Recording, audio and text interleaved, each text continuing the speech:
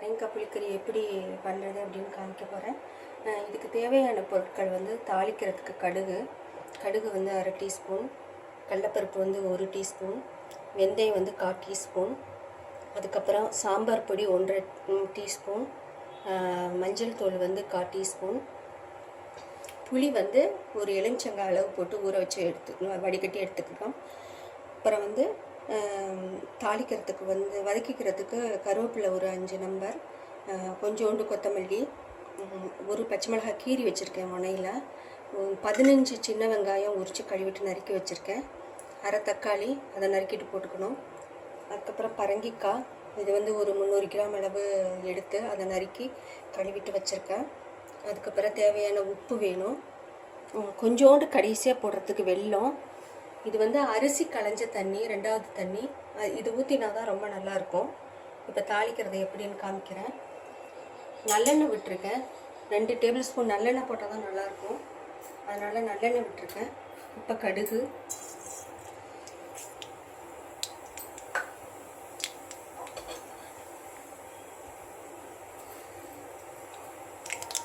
கடலைப்பருப்பு,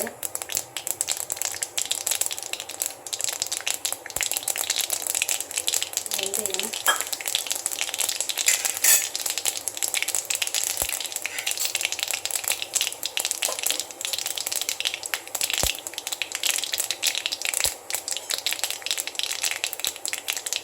நல்லா செவந்துருச்சு. வெங்காயம் போடுறேன்,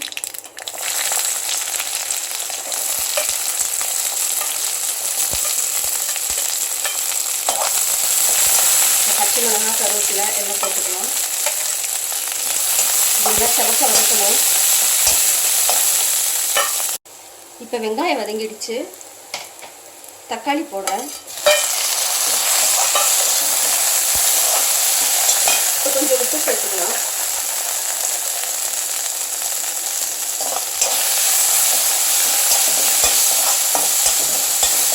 இதோட காயும் சேர்த்து வதக்கலாம் பரங்கிக்காய், ஏன்னா பரங்கிக்காய் வதக்கிட்டு போட்டோம்னா சீக்கிரம் வெந்துடும்.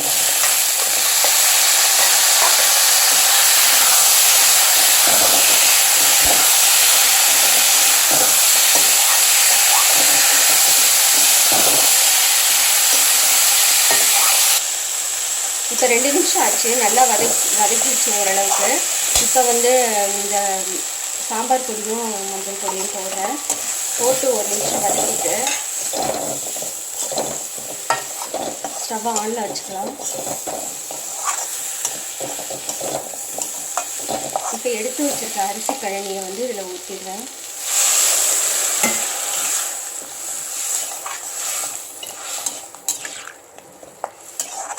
ஊற்றிட்டு மூடி போட்டு வேக விடணும். எப்படியும் ஒரு 10 நிமிஷமாவது ஆகும் இது வேகிறதுக்கு. இப்போ மூடி போடுறேன். இந்த காய் வேகிற அளவுக்கு டைம் எடுக்கும், அது வரைக்கும் வச்சுக்கோங்க. நல்லா வேகணும் காய். இப்போ மூடி எடுக்கிறேன். 5 to 7 நிமிஷம் ஆயிடுச்சுது. இப்போ வந்து இது நல்லா வெந்திருக்கு. இதுக்கு தேவையான உப்பு இன்னும் போடலை, போட்டுடுறேன். ஏன்னா காய் உப்பு போட்டால் வேக லேட் ஆகுன்றதுனால நான் முதல்ல உப்பு போடலை.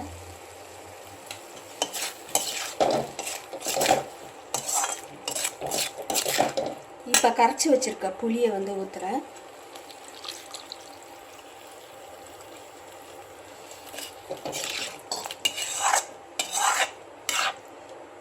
புளி வந்து ஊற்றிட கொஞ்சம் நேரம் கொதிக்க விடணும். அந்த பச்சை வாடை போகணும் புளியோடது, அந்த அளவுக்கு கொதிக்க விடணும். இன்னும் கொஞ்சம் தண்ணி ஊற்றிக்கலாம், ஏன்னா ரொம்ப திக்காக இருக்குது.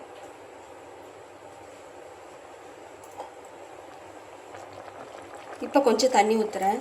இந்த அளவு இருக்குது. இது வத்தின உடனே திக்காயிடும், அதனால் இது வந்து சாம்பார் எல்லாத்துக்கும் சாப்பிட்றதுக்கு ரொம்ப நல்லாயிருக்கும். சாத்துலையும் போட்டு சாப்பிட்லாம். இப்போ மூடி வச்சிடறேன், திரும்ப கொஞ்சம் நேரம் மூடி வச்சிடறேன். இப்போ 3 நிமிஷம் ஆச்சு. இந்த மூடி எடுக்கிறேன். இப்போ கரெக்டாக வெந்திருக்கு. அந்த பச்சை வாசனையெல்லாம் போய் இந்த அளவு தான் இருக்கணும். இப்போ கடைசியாக கொஞ்சோண்டு வெல்லம் சேர்க்கணும். இப்போ ஸ்டவ்வை நிறுத்திடலாம். இப்போ நான் சர்வ் பண்ணிவிட்டு எப்படி இருக்குன்னு காமிக்கிறேன். இது வந்து சாம்பார் சாதம், தயிர் சாதம், ரச சாதம் எல்லாத்துக்குமே ரொம்ப நல்லாயிருக்கும். இது வந்து காரைக்குடி ஸ்பெஷல் இது. இப்போ பரங்கிக்காய் புளிக்கறி சர்வ் பண்ணிவிட்டு செஞ்சு பார்த்துட்டு எப்படி இருக்குன்னு சொல்லுங்கள். உங்களோட கமெண்ட் சொல்லுங்கள். ரொம்ப நன்றி.